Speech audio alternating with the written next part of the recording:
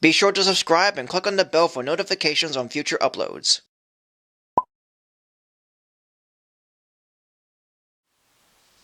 Hello everyone, so I'm Bard here, or you can call me Sully. Well, it's the year 2022, and it has been a long while since I've done a video on my top favorite films of the year, since I did do one for 2020. But this time, I'd like to make up for it.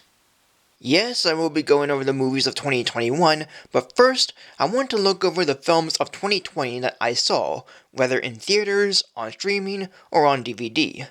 Now, there will be some I haven't seen yet, either because I didn't have the streaming service at the time, or I didn't get around to them. And I will be going over all the films I've seen, regardless of when I watched them, or in what theater I watch it in, as I go to one of these more often than the others. But I won't be going into their stories because there's a lot to cover, so I'll just show the movie I've seen, say whether I saw it in theaters, streaming, or DVD, how many times I see it, my brief thought of the film, my overall rating of it, and a few extra bits. And I'll only be including movies that came out in the US and or distributed nationwide and limited, meaning that movies that originally came out 1 year before for the Oscar season or from other countries and released the following year will be meant for the following year. Example will be Just Mercy came out in 2019, but made nationwide in 2020, so I'll go it based on the latter.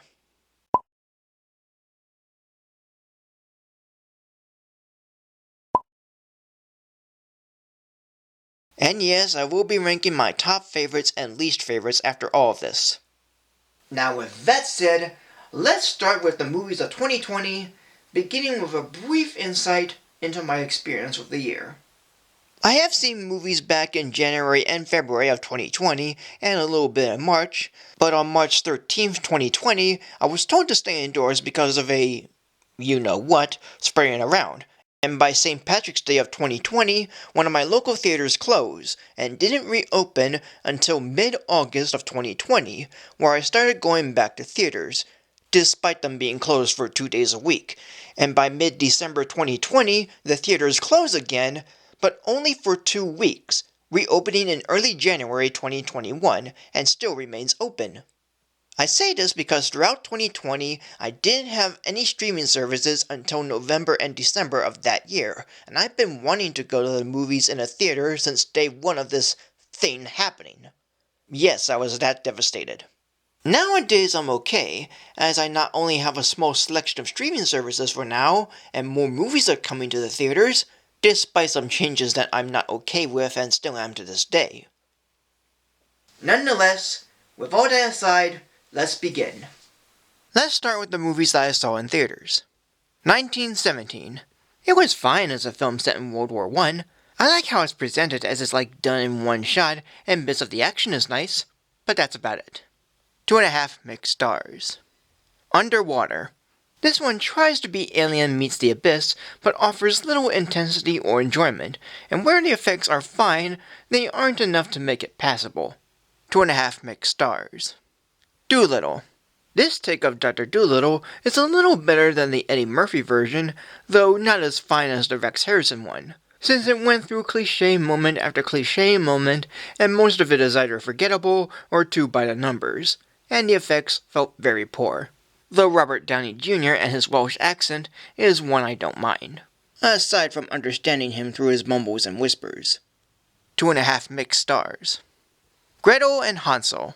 The retelling of the classic fairy tale does at times do things different from the original, but doesn't quite deliver much with them, and left a few moments unanswered. 2.5 mixed stars. Birds of Prey and the Fabulous Emancipation of One Harley Quinn. This standalone DC film is all over the place, with good moments like its editing, music, and kills, yet it's too weird and bizarre as it jumps around a lot and feels like a mess. 2.5 mixed stars. Blumhouse's Fantasy Island. Blumhouse's horror take on a TV show falls flat with twist after twist, nothing scary, and an unbelievable final bit, all in an effort to be an origin film to the show. 2.5 minus stars. Sonic the Hedgehog. I saw this one in theaters 3 times. Based on the video game franchise from Sega, this is a fun film with good action, nice pacing, and a fun sense of humor. and Jim Carrey as Robotnik is quite a marvel to watch. 3 stars. The Call of the Wild. Based off the book by Jack London, this is an almost decent film with a nice sense of adventure and bits of charm, and I found the animal effects to be engaging enough, even from director Chris Saunders of Lilo and Stitch and How to Train Your Dragon. 2.5+ stars. The Invisible Man. Blumhouse's reimagining of the H.G. Wells novel is so removed from its original ideas that it really hurt me, with very questionable scenes, too much focus on the female lead, things that make no sense, is completely backwards, and is too mean. 2 stars. Tokyo Godfathers. This was the G-Kids dub of the 2005 film and the last film I saw before theaters closed in March 2020, but Satoshi Kon's flick is a uniquely interesting and sometimes funny one with nice characters and setups that I didn't expect. 3 stars. Trolls World Tour. Okay, I tried to watch it on DVD once to no avail as it didn't work, but I did see it twice in theaters when they reopened in the fall, and I found it to be better than the original, with a great message, more color and character, and a bigger adventure. 2.5+ stars. Scoob. This was one I streamed twice, but I saw it once in theaters when they reopened for the fall, so I'm counting it as a theater release because it deserves it. While it's trying to be a Scooby-Doo movie, it's more like a Hanna-Barbera universe movie with many of their characters and references that seem distracting, and some of the characters felt miscast or not really being who they are. 2.5 mixed stars.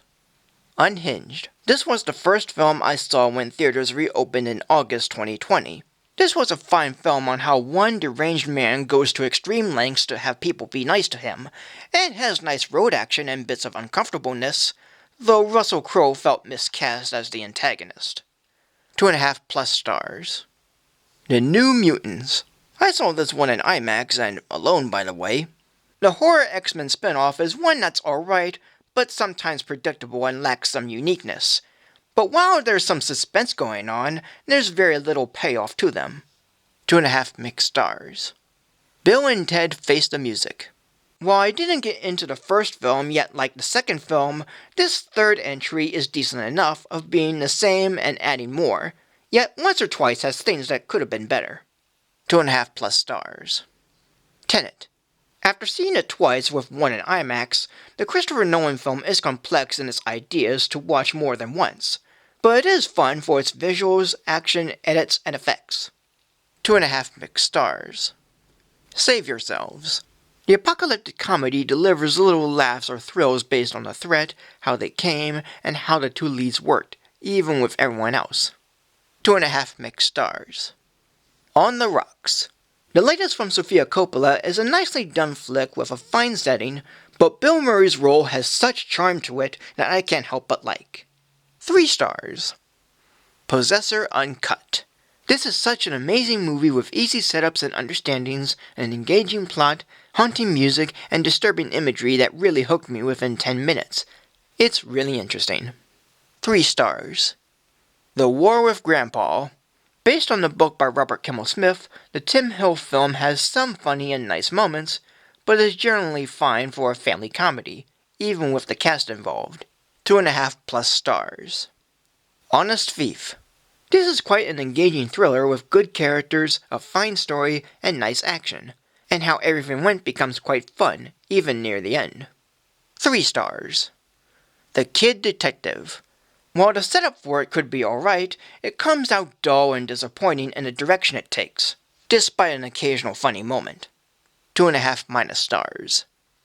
House. This independent drama film has its moments of college romancing, but was pretty boring with many one-shots and not much happening to keep me interested. 2.5- stars. The Empty Man. Originally delayed since 2018, the horror film based on the graphic novel by Colin Bunn and Vanessa Ardell-Ray is somewhat confusing, ends ambiguously, and rarely is frightening. 2.5- stars. Come Play.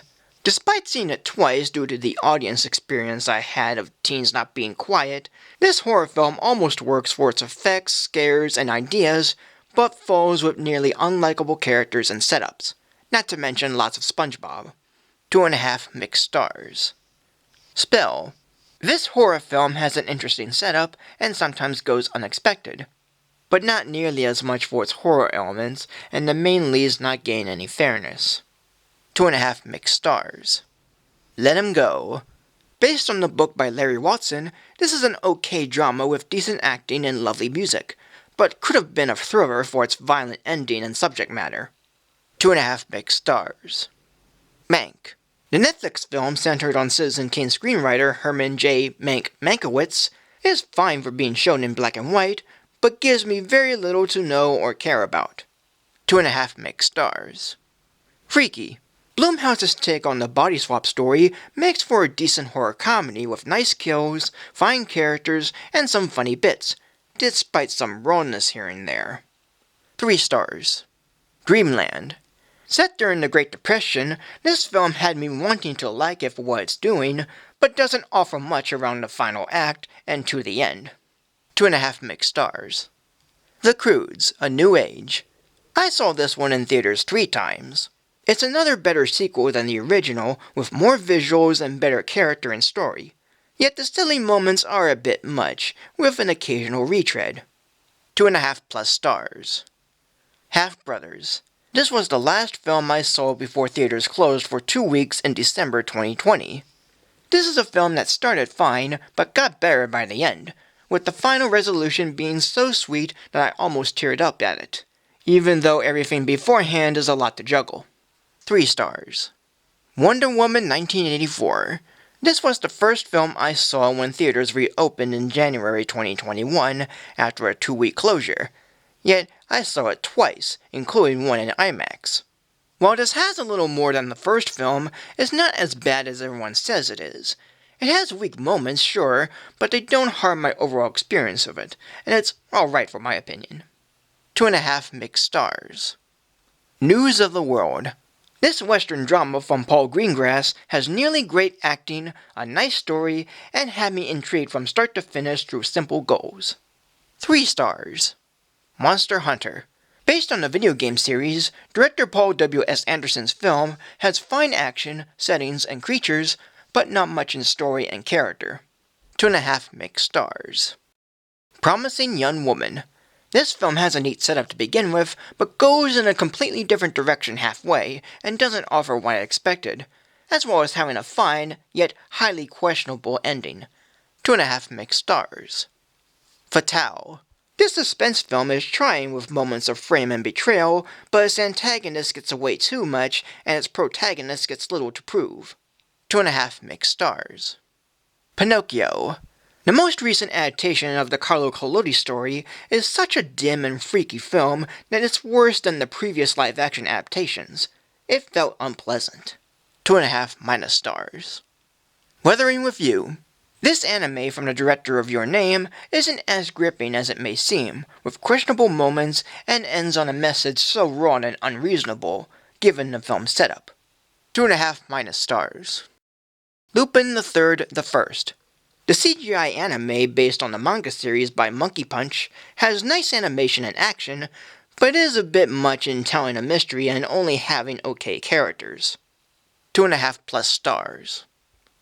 Now let's go on to the movies that I streamed. Just Mercy. Based on the true story of Bryan Stevenson, this historical flick is almost fine with its subject matter, but tends to be unfair at times with its characters, and kinda felt like a lot is happening. 2.5 mixed stars. Wendy.